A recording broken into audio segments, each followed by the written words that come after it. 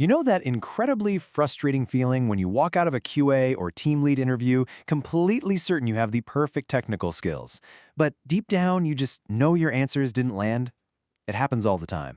And that's because job interviews test way more than just your technical know-how. They test how clearly and how professionally you communicate your past experience and your leadership abilities. Welcome to This Explainer.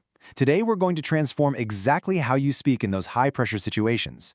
Consider this your ultimate linguistic toolkit, specifically designed to help you communicate your expertise accurately, naturally, and with absolute confidence.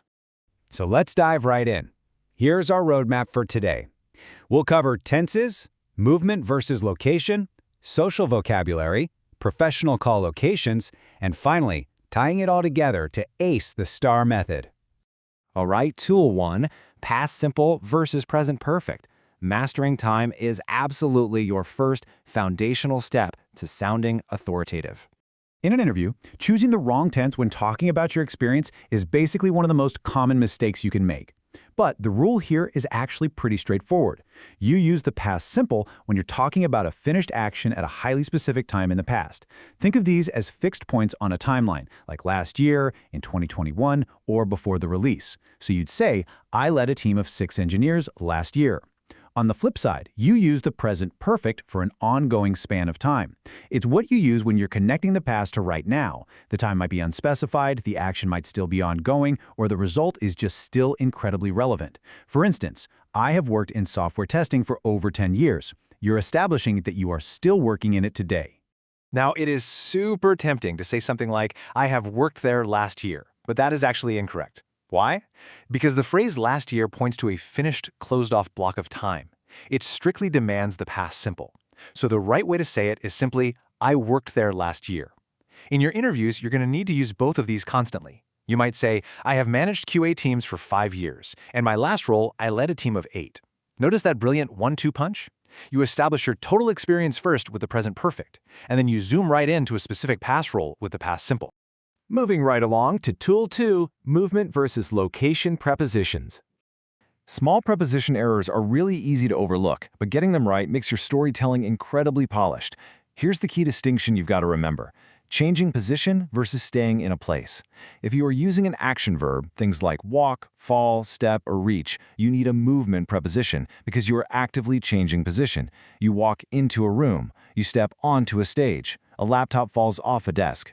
But if you're using a state verb, like be, sit, stay, or work, you need a location preposition. You are in a space or on a surface. Look at the exact difference here. She walked into the meeting room versus he is in the meeting room. That first one is the literal action of entering. There's direction and entry. The second one is just the state of already being inside. A super common error in tech interviews is saying a system fell in an error state or a person fell in the water. Remember, if there is direction and entry involved, it's into. Nailing these when you're telling a story makes your narrative sound exceptionally sharp. Okay, Tool 3, relationship and social vocabulary. Handling small talk with stakeholders is a huge part of leadership. Interviewers want to see that you can manage relationships effortlessly. Let's look at a few terms that pop up all the time in professional small talk. First up, start a family. We have to define this carefully because it's a very common cultural misunderstanding. In English, starting a family specifically means to have children, usually for the very first time. It absolutely does not mean leaving your parents' home to live on your own. So, if a client mentions they're starting a family soon, you now know exactly how to congratulate them. Here's another fun one: confirmed bachelor. This describes a guy who has chosen to remain single and just has no intention of getting married. It's often used as a really neutral or even slightly humorous expression, like, oh, he's a confirmed bachelor, he just loves his independence. Knowing idioms like this means you can confidently keep up with nuanced conversations and client banter without missing a single beat. Now, here is a fantastic piece of vocabulary for your actual interview answers. Keep in touch with.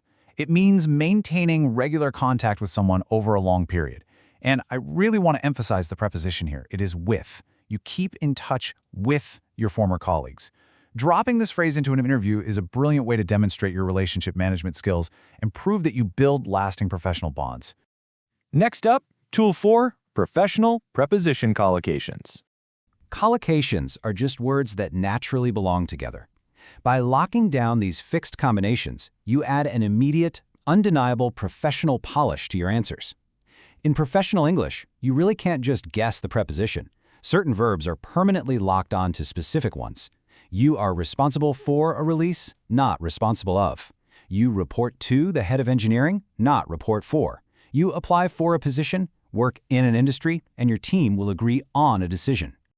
So how do you actually remember these when you're sweating under interview pressure? Here is a brilliant little memory cheat sheet. Use for when you're talking about responsibility or direction. You are responsible for, you apply for, you work for a company. Use on when you're actively doing something highly specific. You work on a project, you agree on a plan. And then use in for broader contexts, like an industry or a department. You work in fintech. Just keep that little cheat sheet in the back of your mind. And finally, Tool 5, Ace the STAR method. This is the fun part. This is where we assemble all the linguistic tools we've just learned into an absolute masterpiece of an answer. You probably already know the STAR method: situation, task, action, and result. Interviewers absolutely love this framework for those "tell me about a time when" questions. Let's look at how our new linguistic toolkit maps perfectly onto the structure. Let's start with the situation. Listen to how authoritative this sounds. I had been working for a fintech company. I was in charge of a QA team, and I reported to the VP. Notice how in just 3 short phrases, by using the professional collocations working for, in charge of, and reported to, you perfectly and accurately set the stage. There is zero ambiguity about your role or your level of authority. Next, watch how this builds right into the task. I was responsible for improving detection. We agreed on a target. Again, you are using exactly the right prepositions here to define your leadership objective with crisp, highly professional business English. Then we hit the action. This is where things get really dynamic. I applied for budget, I walked into the meeting, we discovered our cases covered less than 30%.